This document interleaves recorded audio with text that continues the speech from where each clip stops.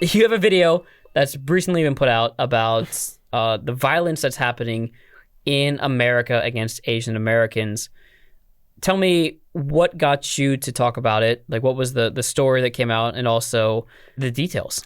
So I think the story, well, first of all, it's kind of hard to avoid if you're really just kind of watching the news. I was actually reading a lot on these topics before the main news outlets started covering it, right? So before CNN, before MSNBC, all this other stuff. Like, I follow Next Shark. And I love following Next Shark. And Next Shark specializes in like just news about Asian Americans, or just Asians in the world and everything. And just every day posting news about violence happening against Asian Americans. And they're like, we're going to keep doing this until these major news sources finally start covering, because nobody was covering it at all. And then it wasn't until the death of Visha Ratanapakdee, which is he's like the 82-year-old man, the Thai man who was he was in San Francisco, and this 19-year-old guy like ran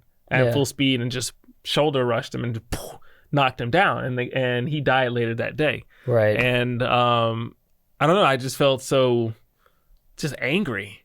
Like, I can imagine if I had a grandfather and someone just ran into him just to run into him, just out of pure hate.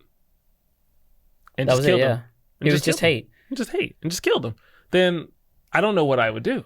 I mean, but then it just doesn't stop there. There was also like this guy who was like in, I think it was Queens in New York. And like he was just like yelling at this older woman.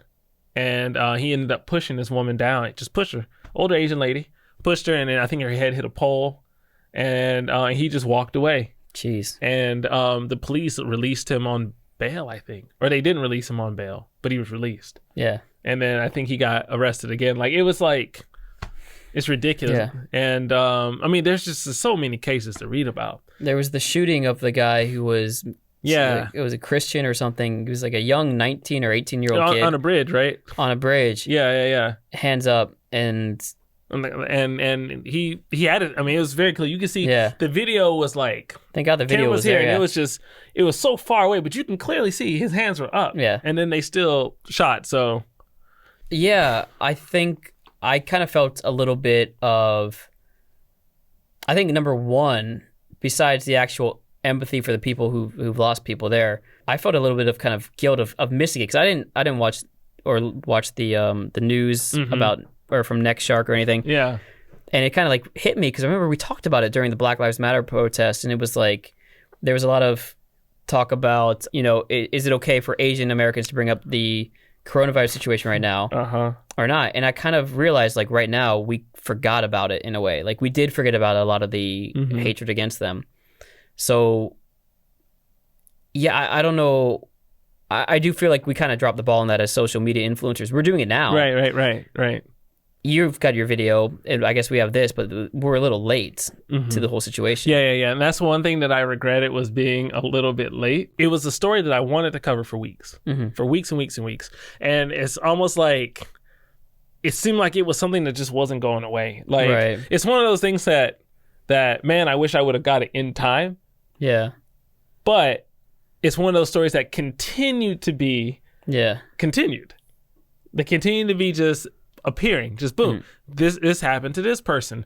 This 70-some-year-old person was pushed down in Oakland, California. This person was had beers. This Chinese woman had beers stolen out of her restaurant. She chased the guys out, and they started attacking her. Like, it's just like, if it wasn't one thing, it was another, man. Another Chinese man got sucker punched by somebody and lost his teeth. Yeah. He woke up in a hospital bed and just missing teeth. So it's just like, yeah, I feel like they were right. The people that were complaining about us, like, I mean, I know it was understandably like aimed at white people who were like standing up for Black Lives Matter people. Like, wait, why don't you stand up for us? And also at the Black community, why don't you stand up for us? And at the time, it was kind of like, hey, this is the wrong moment. But I look back, I'm like, yeah, they were right though, because it's not like the coronavirus violence stopped in the last 6 months. Right. 8 months, I guess, from the George Floyd incident, and so kind of dropped the ball on that. And I do feel a little bit like I feel a little sorry for that. I don't really know like how to rectify it because again, like we're in Korea. It's not like we can just like go there and pick up swords and defend anything. It needs to be conversations. It needs to be people realizing that this is happening. And very similar to the Black Lives Matter movement, people just need to talk about it. Because I think the problem with a lot of the racism that does happen in the U.S. is some people will say the whole thing of, oh, there isn't any racism, or I'm not racist. Yeah, but then they hold these thoughts, so they never actually talk, hear perspectives, actually see these things, right? And I think this is what needs to happen is we need to see these perspectives. We need to see these stories. For the record, we're actually, I would say we're 100+ years late to the conversation for our Asian story. Because if you think about it, because I was just doing some research, and I think, again, so big shout out to Next Shark. I recommend everybody to follow them on Instagram and everything, but they've done a few posts where they were like, this is not new, violence against Asian Americans. Because if you look at which things I didn't know, like for example, Asian women were traded as sex slaves in the 1850s, 1860s. But that was about the time. And then was that the railroads? Was that the? That was. It was definitely more out. I think it was more out in the West and Midwest. So yeah, it was probably around the time of the railroads. Tacoma, Washington had a time where they expelled. I can't remember what year it was. late 1800s. But they expelled a bunch of Chinese immigrants as well, and so they gave them a head start. They were like, "Look, we need you to leave town." And then some Chinese people who didn't want to basically be beaten or dragged out of town, they left. Yeah. And in some states, and then they forced them out, and then I think they burned part of their establishment there, and they never rebuilt it. Right. So and then of course, one of the biggest things in the U.S., the Japanese internment camp during World War II. We seem to continue to intern people, put people in cages, put people in camps. Mm-hmm.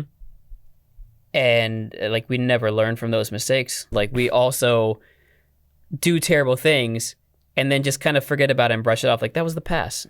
We're better now. We're new. Yeah, we're more advanced. We appreciate our Asian friends now, and we will say things, but like we completely forget about the fact that we took American citizens, put them in a camp because, well, maybe they are gonna bomb us. Mm-hmm. The same thing we did to Central American, South American refugees who came to America this past year. Like we just put them in camps because we make up something about how dangerous they are. Yeah. And the Asian American community is not, they weren't immune to that. They were part of that camp system. I want to digress to something you said that you gave me a few thoughts, and so I just was kind of letting it marinate a little bit. But the idea that, when during the Black Lives Matter protests, there were also kind of Asians speaking up and saying like, hey, like this is happening to us too, right?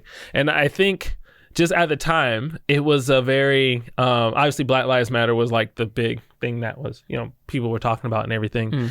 And I don't think that it was more that people were, and I feel that also some people were kind of like going back and forth. They were kind of doing tug of war with it. Because some people were saying like, right now the focus is Black lives. It's not like all lives, or it's not like these lives or these lives. This is right now, Black lives are being killed. I do think only part of it is the media and just what the media is currently showing. And that's pretty obvious just because if Asians were being assaulted from the 1800s even until now, then it's been happening. The media just hasn't been showing it. But I don't also think that it should be a tug of war between ethnic groups and then who is being beat the most, or who is like, whatever. And I think right now, Black Lives Matter is Black lives do matter. It's very important. But I also think that as a Black male, as someone a part of the Black American community, we need to also support our others, our Asian brothers and sisters as well, because they are getting treatment that is abhorrent. I think that's the right word. Abhorrent. Thank you. It's very apparent and very abhorrent. It's very apparent and very. I'm the best teacher ever. It's they're getting this terrible treatment, and I think It's these times where we don't want to draw those lines. Yeah. Because I feel like also, and this is just me taking this, I guess, this existential stance and just looking at American history, American life, and how our country has such a history of drawing lines. Yeah. It's so bad for drawing lines. And I feel that it's also really good at people who are in the same boat being like, okay, you're against these people, even though the same people are the same people or the same system is attacking you. It may do it in different ways, but it's still kind of attacking us all. We still see each other as enemy, or we see each other as rivals when we shouldn't. Right. And I think that's just more of, do Black lives matter? Yes. Do Asian lives matter? Yes. I think I'm trying to stay away from a certain statement.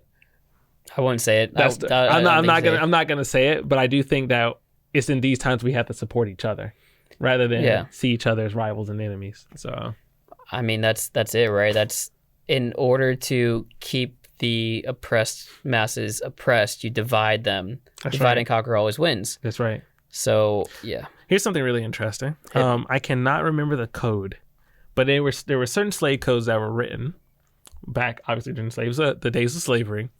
And this slave master said that if you were to follow these rules with your slaves, as a whole, it would impact these group of people for hundreds of years, right? One of the codes, there's a few of them. I'll say a few of them, but the last one's the main one that really relates. One, show the man being emasculated in front of the woman, so that way she could feel like she doesn't need him. And so one thing they would do is they would like either humiliate the male slave in front of his slave wife, or they would kill him in front of his slave wife and then make her feel like she can go without him, right? One thing they also did was they turned slaves against each other using colorism. Right. So can you explain colorism? So, for example, some slaves women were raped by their slave master, and so thus they would have a baby that would be half white, half black, right? And then typically that child would be the one that would work in the house, the plantation house, right? Because they would have lighter skin. Because they would have lighter skin. They would also be the master's child, and thus they would get better treatment than the slaves who were darker. And those slaves would typically work out in the field and everything, right? And so you then start to have this divide between people who were really in the same boat, but the people who are oppressing them found a way to control them by putting them against each other, because if they're too busy fighting each other, they can't focus on the real threat, right?